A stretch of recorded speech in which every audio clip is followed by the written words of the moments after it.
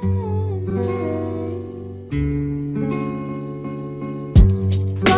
kisses busting by the river. Welcome to another exciting edition of $1 Million Peddlers. I'm Papergoy. I'm Mr. Magazine. Now, one quick thing over here with our videos, we do take a lot of feedback from people, and we listen. And one thing that we did, we've gotten a couple of complaints that when we do our BOLO videos, the images are too small. Somebody said, hey, click on the See Original Listing. We clicked on the See Original Listing, so hopefully if you're watching this on your phone, you're able to see the items that we have up better. I do know in the past somebody said we don't mention enough what the item is. So we're mentioning that as well. So hopefully this helps you out a lot. Do comment down below on everything because we do take everybody's advice. We're just trying to make it as pleasant for everybody watching us as we possibly can. So why don't you take it away, Mr. Magazine? Show us what treasures you found this week. All right, I'm going to go with toys for starters here. This is from the Transformer deal. I finally sold this piece. It was one of the better pieces from the collection from the BotCon 1997. Also signed on the back of the box, it's Fractal and Pack Rat. And I took a, I think, $800 offer on this. Can I ask a dumb question? Sure. Who signed it? Yes.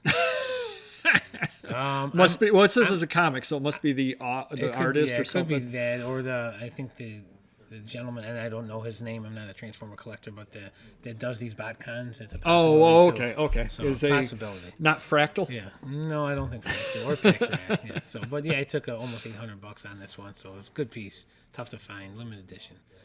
Next, someone got a heck of a deal here. I was asking $630, but I think my employee must have meant to say $50 or $60. $63, yeah.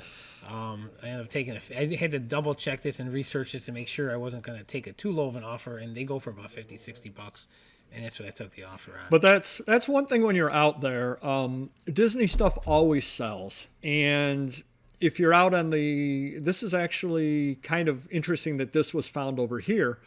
We tend to see a lot more of the Disney World stuff over here because everybody went down to Florida and the East Coast. Yep. You're near the West Coast, everybody went out to Disneyland, so it's kind of interesting this found its way over here. Sure. But old Disney stuff always sells, so be on the lookout for it. I mean, $63 asking price, you took what, 50 on it? Yep. $50 for a guide from 1968. And there are a lot of them out there because so many people went there. If you go to estate sales, you can find this kind of thing regularly at estate sales. So something to keep your eye on. Yeah.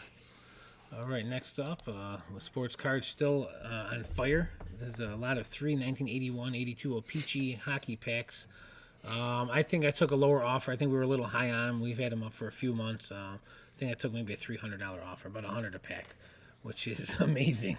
I'm just laughing because 81, 82, I would have been 12 years old, you could have probably found those at the shows back then, and they would have been $1 pack. Would have been $1. Yeah. So crazy. If anybody you know used to set up at shows back in the 1980s and they just put all their dealer stock away, now would be the time to go and find that old dealer stock because that's probably sitting in their $1 box of packs. So it's worth a little more than $1 now. And I think I got them 6-8 months ago, and I think I didn't pay much for them back then, and they were worth something, but nothing crazy. Nothing like that, right? Yeah.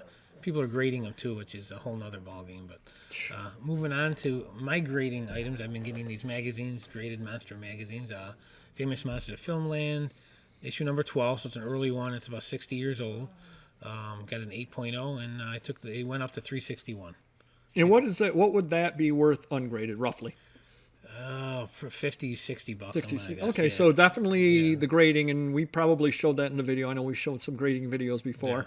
So you can kind of follow the things through to sell. Definitely worth grading the higher grade things. Yeah, it's an early issue, and the covers are super cool. So, all right, and here's going to shock you. Okay. And maybe I got this from you. I probably can't did, yeah. Reason Magazine, Future of Money, Silk Road, and Bitcoin, December 2014. Early Bitcoin magazine. When it was in its infancy, I think. I don't know when it started, but was it around there or earlier than that? It would have been a few years earlier than that, but still, yeah, that was early. $260. I think I got another one floating around. I got to dig it out. But again, it was at the right place at the right time to sell this. Bitcoin's been hot. They're always talking about it. And you literally just put that up for auction and had that happen. Correct. Oh, yeah. 49 bids. Yeah. Whoa. Yeah. We put it up for $20 or something. What we normally would on a regular magazine, and it shot right up. Wow. So if you see that anywhere, scarf it up. Now, what did you do with the $260? Buy Bitcoin? Yes, I got a bit of a Bitcoin. Well, if you had bought that the day that sold, I know that shot up also, so you'd be making money and money. Thanks. Thank you. Reminding me. All right, this one, did I do original listing here? Yeah, we did that right, yeah. Okay, Yeah. so here we go. Another graded one. I was hoping for a 9.6. Came back 9.4. It's a Transformers comic. First issue. Very cool. I got a few more coming back, though. Hopefully we're going to hit a 9.8, though. $255, and I know that's nowhere near that ungraded. Oh, it's probably, honestly, if you list it as a mint one ungraded, you might get $50 for it. Yeah, okay. Yeah. So basically, it's worth 5 times that Yeah. being graded a 9.6, yeah, or 9.4. Yep. Yeah, I think a 9.8 would be $1,000. So I sent a few in. Hopefully, we'll get them back next month, and hopefully, we can get a 9.8 out of it. We'll see. Wow. Nice. Well, I've got nothing anywhere near that as I'm looking at the things that I have listed. I think everything you added together doesn't add up to that. But, hey, if I were to say 1980s rock, but not really rock, kind of that Stuff the Journey kind of thing, what band comes to mind? Chicago, I don't know. How about REO Speedwagon? REO, yes, of course. Which came from the REO Motor Company. Okay. Now, this is kind of a neat item over here. I took $30 offer on it. It's literally, for lack of a better way to put it, junk mail. What it was, and this is kind of interesting, I had never done this, never knew this before I did the search. There was a radio station called WREO in Lansing. Number one, rock music, except it was in 1920, so they probably weren't doing rock music back then. It was only around until 1927. Amazing the things that you can do, find out when you do research.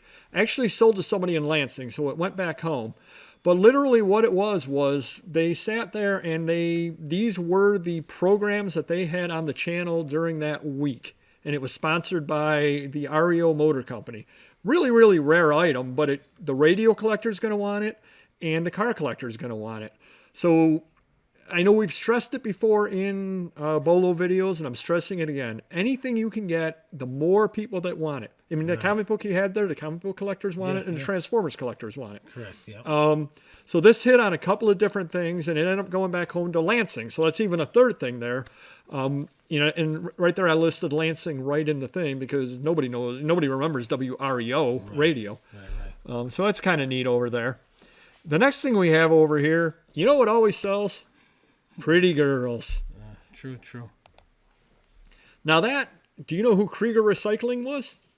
They were the recycling thing down over in Portland. They were bought out by, I think, Metallica back in the day.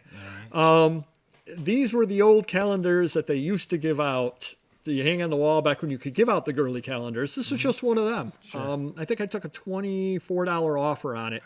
And what I ended up doing to help it sell, and I don't know who that girl is. I don't know if she's local. I don't know if she's national. Probably a national person that they probably just bought the camera from.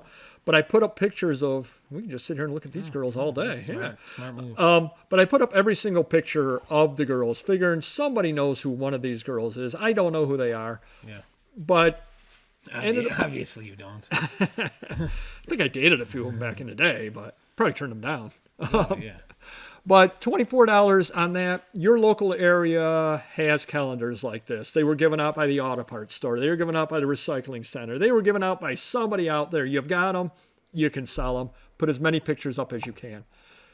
Next thing over here, this thing I took an offer on of like $20, something other like that. But it sold pretty quickly. He apparently was a famous baseball, Ralph Dandrea, reunion program, Nutley High School. Apparently, he was one of the most famous high school coaches in New Jersey. 1973 was a reunion, so he must have been a coach back in the 50s and 60s. Wow. Sold really quickly. Guess where the person that bought it lived at? New Jersey. Nutley, New Jersey. So it sold really quickly. They probably have a saved search because there probably isn't a lot of things that come up for Nutley, New Jersey. So as soon as it did, they went and they made me an offer on it, and I was more than happy to have it sell because that is something that I figure there's probably a limited audience that really wants it. But I was very happy to sell it. We don't have a lot of people on this show yet. We don't have a big budget yet. Got Mr. Magazine. We've got Papergoy. And then we have Random Neighborhood Kid, who's made an appearance here or there, who's actually our IT professional. So I was at a sale, and I took Random Neighborhood Kid along with me. because what better way to reward him than to have him go through lots of piles of dusty old books? I mean, what kid wouldn't want that? Exactly. He actually saw this item and brought it to me and said, what do you think? And it was $4. And I took a chance on it. And I know you don't do offers to buyers or taking offers on auctions. I do. Mm-hmm. I list, admittedly, at horrible times because I've got the day job. So I list things 5 o'clock in the morning. Not a lot of people sit there and want to see things at 5 o'clock in the morning. This person was so happy they made me a $55 offer on it when I wanted $45. Yeah. They said, "Oh my goodness, it was ending at 5 in the morning. You took the offer. I'm so happy." Highland Linen morning writing papers and envelopes in box. Couldn't find anything out of that company other than figured it was from the 1920s because that's when the company did other things. Right. Shout out to Random Neighborhood Kid. He found this. Did a good job on that. He's getting an eye for the business, which is really, really good. What it was back in the day, if you notice, and this will actually help you a lot if you deal in paper. If you notice the envelopes, it's got the black around it. Somebody passed away. They would have sent this out to somebody. And when they got the letter, they would have known that somebody had passed away. So if you do see old letters and things like that from back in the day with the black border on it, it's a mourning letter. Hopefully that'll help you a little bit. Person paid $55. I hope they got a great deal on it. I don't have any idea whatsoever. I paid $4 at a sale, and I owe Random Neighborhood Kids something. Next thing we have over here, Songs at a Synagogue, 1960s ad card, WEVD. I'm sensing your number one hit music station. New York Winston Cigarettes. Get the lead out, 2 for Tuesday, traffic and weather together. I've got a side gig I'm going to work on if this doesn't work out. Sure. We did an Instagram on this. If you're not following us on Instagram, please do so. We put out a tip of the day every day and give shout outs to the videos that we have coming out. This was literally sitting inside of a book. And I took an offer. I got an offer overnight for $35 on it. Wow. And again, it was up for auction at $21. They probably got a good deal, but I'm more than happy to sell it for $35 because it literally was in a book. When I purchased the book, I had no idea it was there. It hits the people that collect the Judaica. WEVD is a New York City radio station in Winston Cigarettes. 3 different people could be into collecting this. I'm not certain which thing the guy was who bought it, but I'm more than happy to have it move. That being said, it's rare. Yeah, definitely. It's rare. Very happy with that. The last thing I have over here, it didn't go for a lot of money, but it's the kind of thing I enjoy selling because every once in a while I sell something and I go up to Mrs. Papergoy and I say, "Look what I sold." And when I get this look like this from her, I know that I sold something good. Now, I did, admittedly, do a little bit of research on this as well, which is how I was able to date it. And this probably helped sell it as well. Record Museum, Philadelphia, Pennsylvania store paper bag. Wow. I took an offer of $15 because I like to give things away, give great deals. Yeah. But I got $15 out of a bag.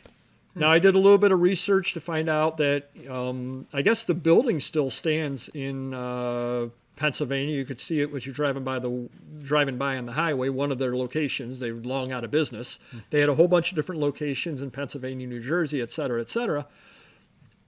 But $15 out of a bag that 99% of the people that got the original bag threw away. Yeah. So very few of them still exist.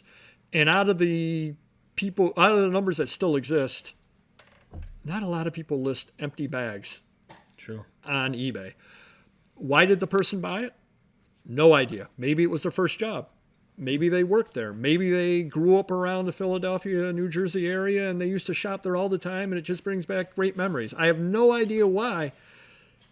Odds are they're not going to find another one in the next few years, so you got to buy when you find it. Yeah. But kind of a neat little thing over there. So don't discard things like that. You can actually sell them, and they are out there.